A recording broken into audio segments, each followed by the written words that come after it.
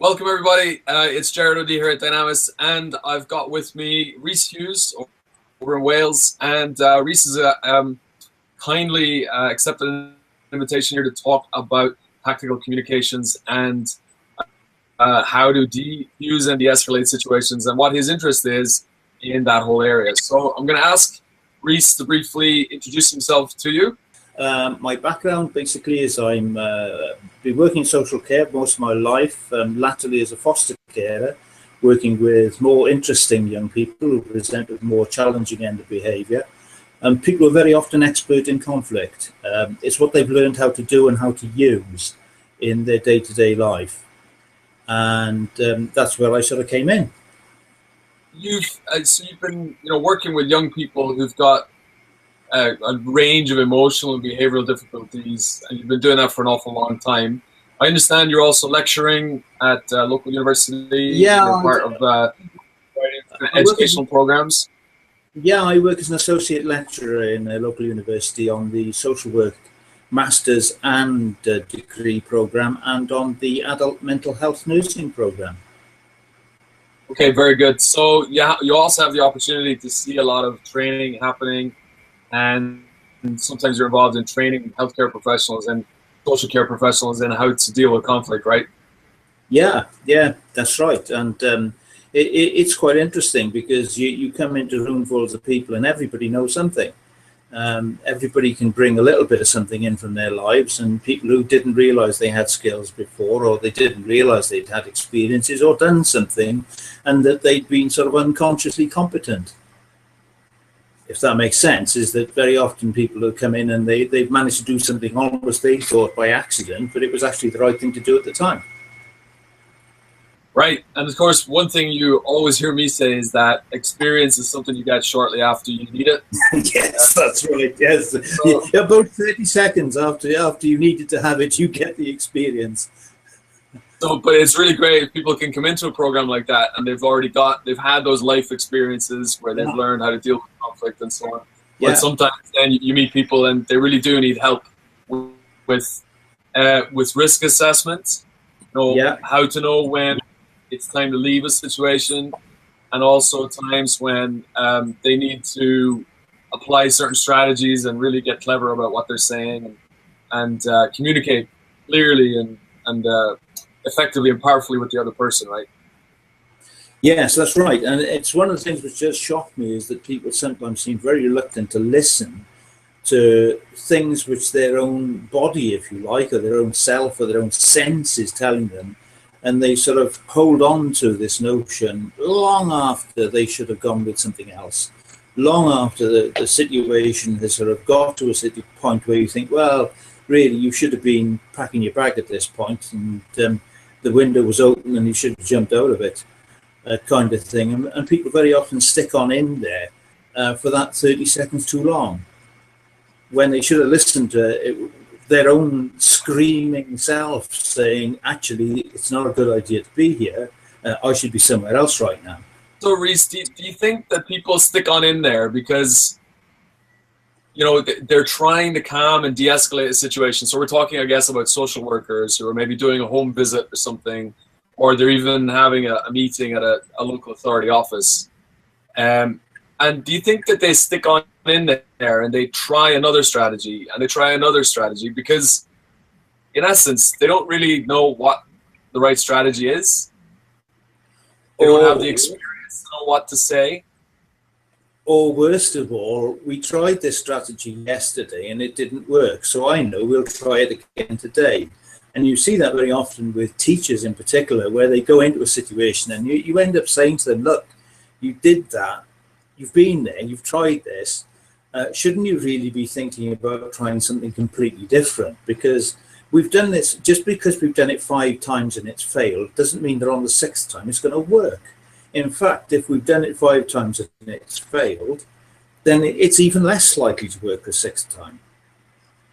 Or if you're working with properly oppositional young people, very often what doesn't work for you is what is working for them.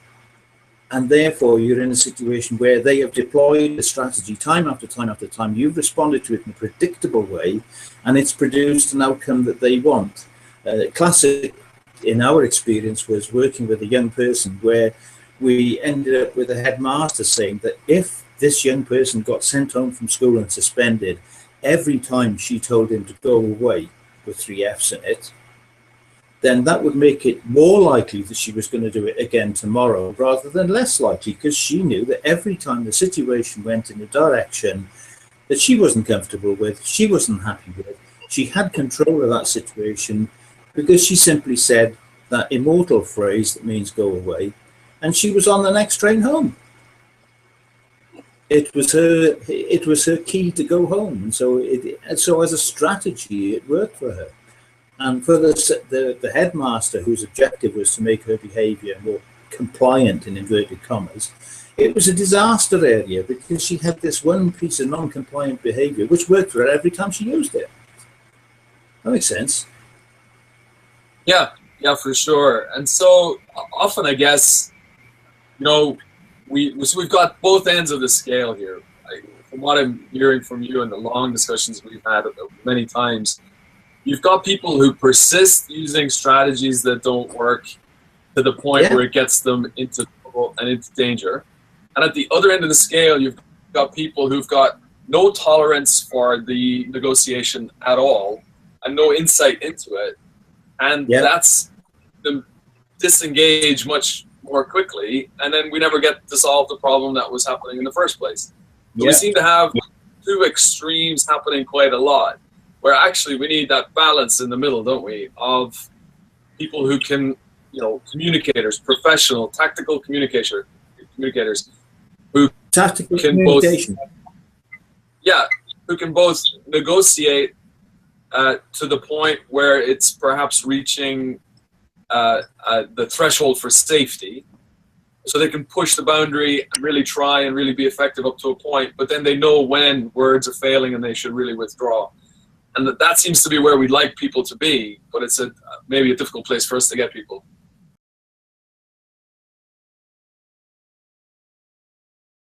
Yeah, and what would happen was that she'd go into school, and in effect it was a form of bullying, because this chap in the same class as her would start giving it lots of verbal and start giving her abuse. It doesn't matter what the abuse was about, and it was all fairly personal stuff.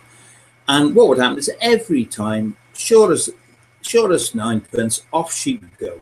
And of course then she'd display all this aggressive behaviour. There'd be all sorts, you know, the furniture would fly and what have you. And she came home one day and I said, do you know what, every time he talks to you like that, he owns you, doesn't he? Now, of course, there's a good phrase to get a teenager, the concept of being owned. What do you mean? I said, well, you know, every time he says something like that and you respond in that way, then in effect he's controlled you and he's in charge of you, and you're not in charge anymore, are you? And she sort of went, I said, I tell you what, next time, why don't you just agree with him? And she looked at me and she said, thought, and then the next day she went into school and this guy said, yeah, you're just a slut and a slapper, you are. She said, yeah, I know. And she said afterwards, we all just sat there and it was very quiet. And I said, yes, what happened was that he gave it his best shot didn't work, and there he was, he had no weapons anymore, his hands were empty, and what was he going to do next? Because you had just taken complete control of the situation. And she went, yeah. And in that way, because she wasn't responding in the way that the other person expected her to respond, she in effect took control of the situation. And his ability to control her was taken away. Absolutely. And it's the essence. It's a fantastic example of what's called what we call it in verbal defense and influence, the redirection concept. Yeah. But share on screen for a second here, Rhys. I'm going to share this on screen here. The Vistelar spectrum of human conflict. Can you see that on screen just now? So round about here on that screen, so I'm just trying to highlight that. On one of the communicating under pressure cards, there's a concept called redirections. Yeah. And that's exactly kind of what you've been working through with her, which sounds just perfect. And I think that's an interesting thing about verbal defense influence anyway, and we're just going to go on and talk about it in a second. But when you have really good communication concepts that are kind of universal, and you can apply them across many different spheres, then you've really got a great tool there. And I think the interesting thing with listening to you is not only are you very competent in talking with and influencing children who you're looking after, but you can actually coach them with the same concepts and have them go ahead and use those as well. Well, and I think that's what makes it really good, is because yes, you give these skills to the people who are going to do the actual going in when the young person's giving it large and when it's getting quite heated and what have you in there. But if you can also give those skills back to the young person, then you're giving those young people a different response. And the thing is, if people have only ever had aggression and anger as a default position for anything that happens to them, then the more sort of cards you can give them to have in their little control deck and options that they've got, it means that they actually can do something else other than swear or shout or become aggressive or hit people. And if they've got those other things, they can actually find that those other things are more effective. And that's a key to working with young people who have challenging behavior. Challenging behavior is largely an attempt to control their environment. So what you do is you give them a better tool. Very interesting. Yep. That's extending it beyond now, a little bit beyond verbal defense, and it is exactly the thing is that people need to have tools which work for them. And if the only thing they've got that works is becoming aggressive, then that's what they're going to use. Absolutely. So listen, I wanted to talk for a minute about how you came across the ideas around tactical communication. And I know that you read deeply on the various subjects that you're involved in. You know, you and I have had conversations about resilience and how important it is to be able to develop that in people. We've talked at length about personal safety and self-protection concepts. And I know that you're deeply involved in your subject matter. So how did you come across verbal defense and influence and tactical communication and things like that? And what was your impression? Well, one of the things that happened was that it sort of came alongside a number of other things. And if you're showing this to sort of healthcare professionals, they might be familiar with an approach which is called motivational enhancement, which has been around for a while. And that's a means of working with people who are incredibly resistant, people who perhaps need to change, sometimes recognize they need to change. The classics would be heavy substance users, like people who use alcohol very heavily, who are not actually open to the idea that they need to change, but you have to be able to work with them in ways that they will change. And the second one is the solution-focused working. And I saw, when I first came across these range of techniques that come together to form verbal defense, I saw that these were all very, very closely related. And what you do in verbal defense is very closely related to those two accepted therapeutic approaches. Accepting you in a different situation. Whereas if you're doing a motivation enhancement or a solution-focused intervention, you're doing that in a therapeutic environment. This is not necessarily a therapeutic intervention. It's more about getting from point A to point B in circumstances where therapy may not be part of the aim, but getting out of the room, having achieved agreement to do a course of action, and having done so without having met massive aggression and resistance and possibly even violence, is an aim and a goal in itself. When I first came across it, I thought it was a little bit cultish. It was almost sort of, it was almost like one of these sales techniques and scripts and what have you, and you thought. And then one day I found myself using it.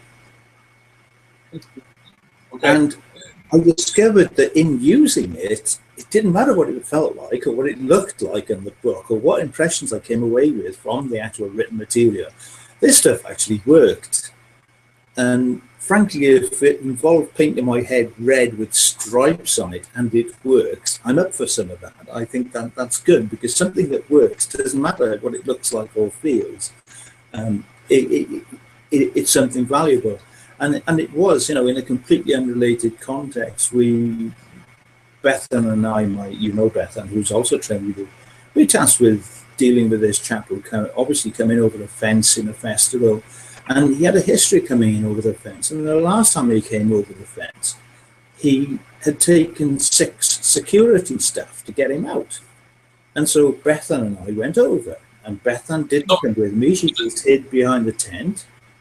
Just to pause for a second, Rhys. So not only are you a very experienced foster carer and an assistant lecturer at a local university in social care and nursing and mental health, but you also from time to time engage in work as a security operative, right? So yeah, that's right. Yeah, I should have mentioned. So you've got this guy. He's known for jumping the fence at a festival. The last time he did it, he needed 6 people to take him out. Yeah. How did you go about it? Well, I just walked up to him, very, very polite, did the script, who I am, professional introduction, talked to him, engaged him in some small talk, and then said, you know, I happen to notice that you don't seem to have the correct pass to be in here. And I said, you obviously need to get that pass in order to stay here. And I said, I tell you what, why don't you and I go over to the desk now, the front desk, and I'll get you £15 or £10 or £15 off the cost of the ticket for you. But you can do that now if you come over with me. And he said, you could do that for me. And I said, yeah, of course I could. And he came over, and of course he came. And somebody said to me, well, why did you give him £10 off the ticket? And I thought, well, you know, the choice was £10 off the ticket or 6 guys chucking this guy around the field. And I hadn't even gone as far as I was working my way through the 5 steps, you know. And I hadn't even gone as far as presenting the alternative. I just presented him the one that worked for him. And so what I'd done was I presented him with a situation whereby he thought, wow, this is good for me. This works for me. He knew in the back of his head what the other alternative was. So in many ways, I didn't have to say, I'm just going to go, and then there's going to be World War III here because I'm going to have an army. And that was another thing which I did when I approached him. It was a deliberate point, is I approached on my own. I didn't go in with all the guys behind me or anything. I walked in on my own because then there was that level of, there was no immediacy of threat in the situation that he could read in. And so then the guys just came over and everybody's all stood there ready to go, and they're all sort of put their gloves on and they're all ready to do the biz. And I come sauntering past and up to the desk, and the guy says to me, oh yeah, and make sure you see me in the bar at the end of the night, I'll get you a beer. And all the other chaps were just like, oh my God. And of course what I'd done was, or what had happened was, then this was a version of using the verbal defense techniques. I'd gone in there, I'd given him choices, even though I hadn't really given him choices, but what I presented him with was an alternative which gave him a win in the situation. So he wasn't forced to do anything. I'd asked him to do things, and he'd come into the situation and he came out the other end thinking that he was, well, quite he was, and he'd come away ahead. So one of the things I wanted to just jump in with there is that in verbal defense and influence, what we talk about is something called GVC3, and that's explained as gaining voluntary compliance, cooperation, or collaboration. So you're looking for somebody to voluntarily comply with you or cooperate with you or collaborate in making a situation safe. And one of the ways, and there you go. I mean, it's a perfect example of it. And you know, Gary Klugowitz, who's going to be teaching the course in October, he talks about how we should focus more on these peace stories. You know, everybody's got the war stories, and I'm sure when you go and work with your security colleagues at a festival, everybody's got a story about the guy that they took out. You know, they needed 6 people to take him out and so on like that. But what you've got there is, and the story you just told is a fantastic peace story. And I think the more we focus, no matter what, whether it's in social care, or it's in mental health nursing, or it's in security work at the festivals during the summer, the more we can focus on sharing our peace stories, the more we're going to actually value and look up to those people who can achieve those peace stories. You know, so I think it's a really brilliant example of kind of what we're trying to achieve with this tactical communication training.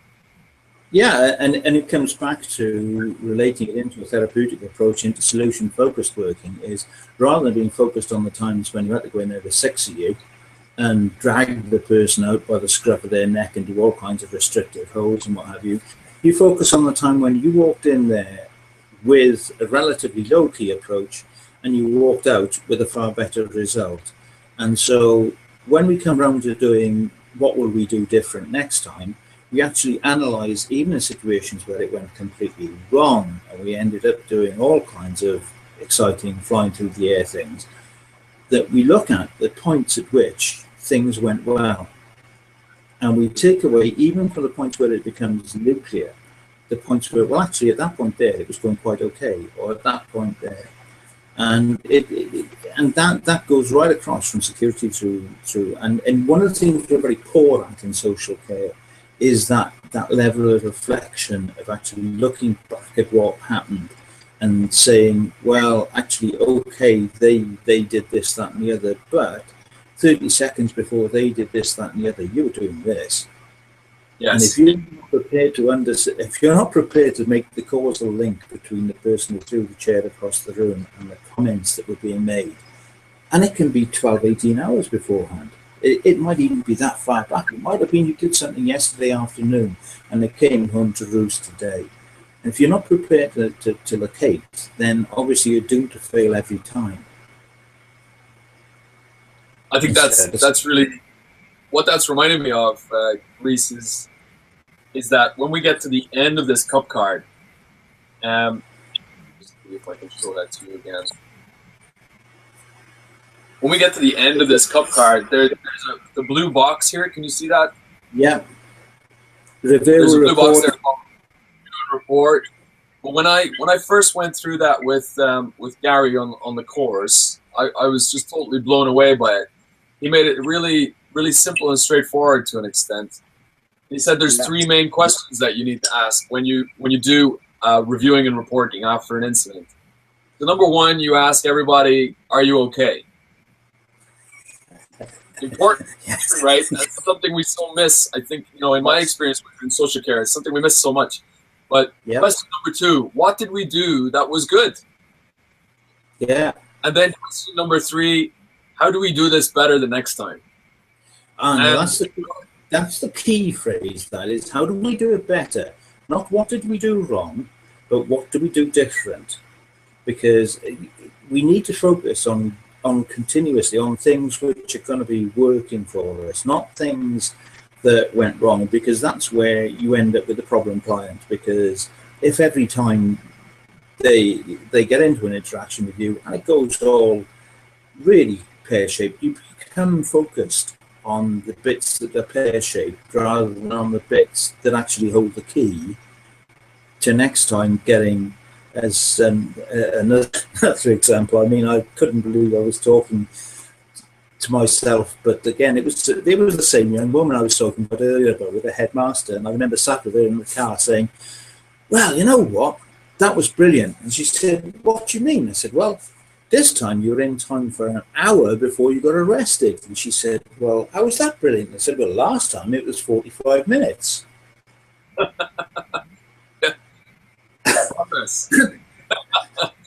You got to focus on the positive, right?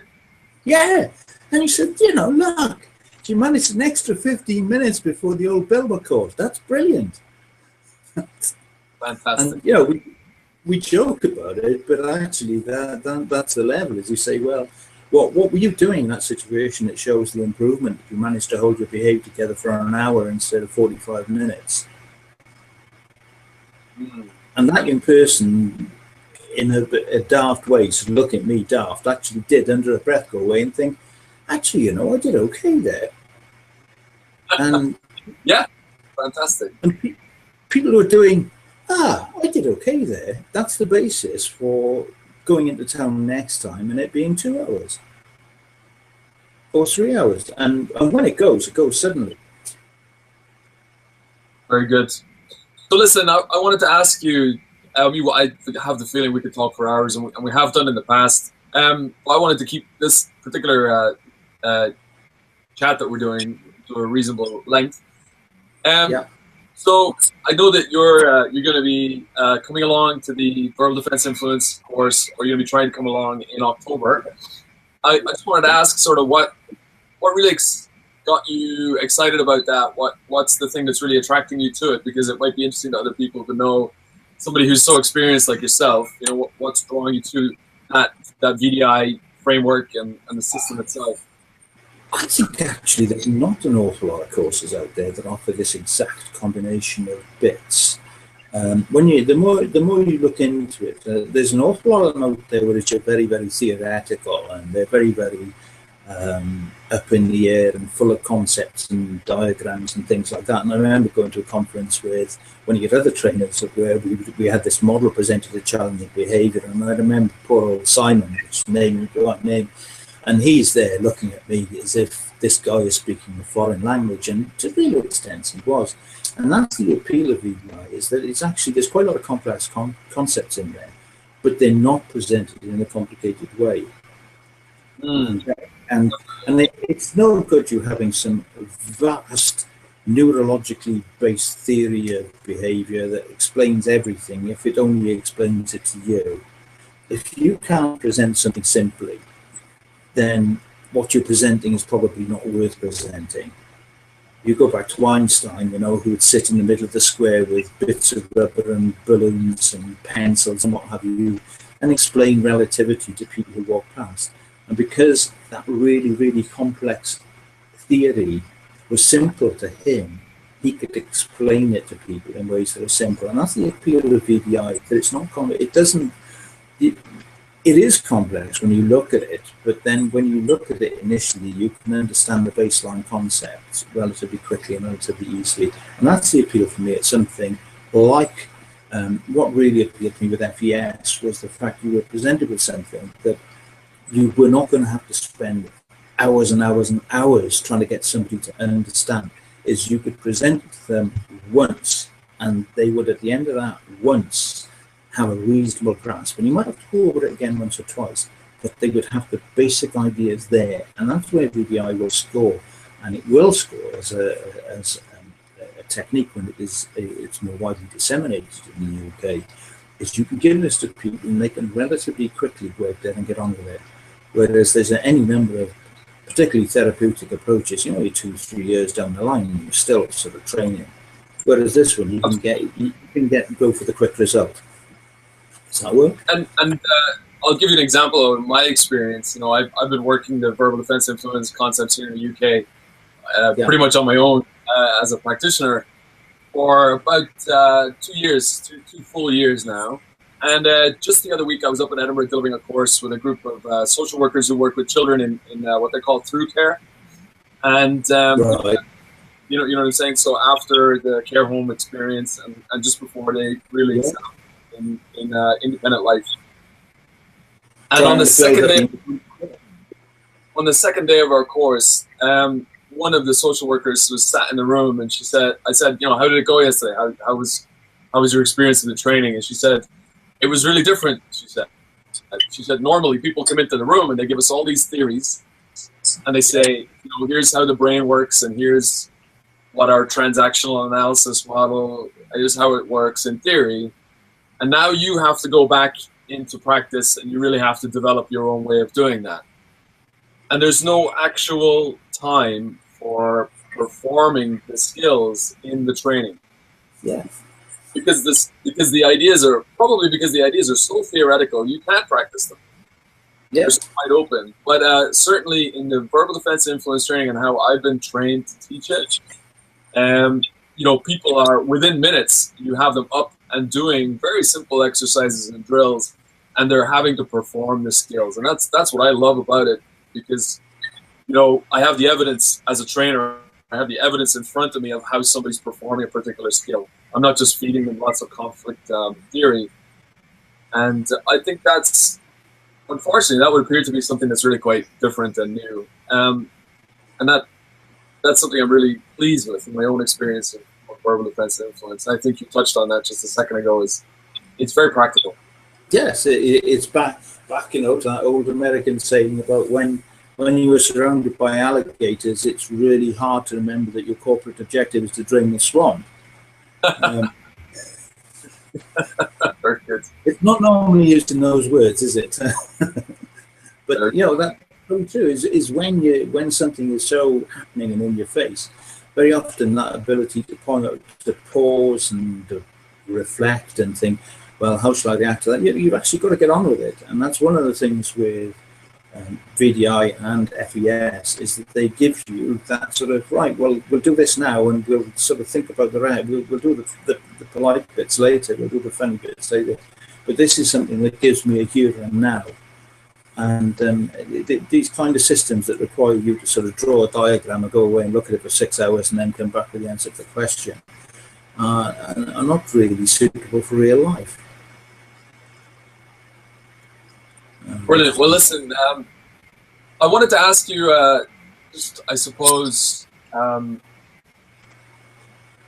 not sure what I wanted to ask you, actually. I think I've asked you all the questions, Rhys. I think I've asked you all the questions. And I think, yeah, no, that's been a really, helpful chat. Thanks, Rhys, for your thoughts on that. It's been really interesting talking to you about your experiences of, you know, conflict with young people and how using different communication concepts can help, and also about how you're enthused about the VDI instructor course coming up in October. I'm really looking forward to welcoming you on that. I think what we'll do, though, is probably have another couple of chats like this over the coming months, maybe. I'd really like to do that with you because I think you've got lots of experience that you can help people with. It's such important work, and the more I work with people like you who are making the difference in children's lives in particular, the more I'm utterly impressed and convinced that, you know, we need people just like you. It's such important work, especially these days. So thanks for your time tonight. I really appreciate it. We got the technology to work in the end and so on. Now that it worked, I think we should do another couple of these talks, but it's been really good. Yeah. So I'm just going to close out there. So thanks again, Rhys. Speak to you soon.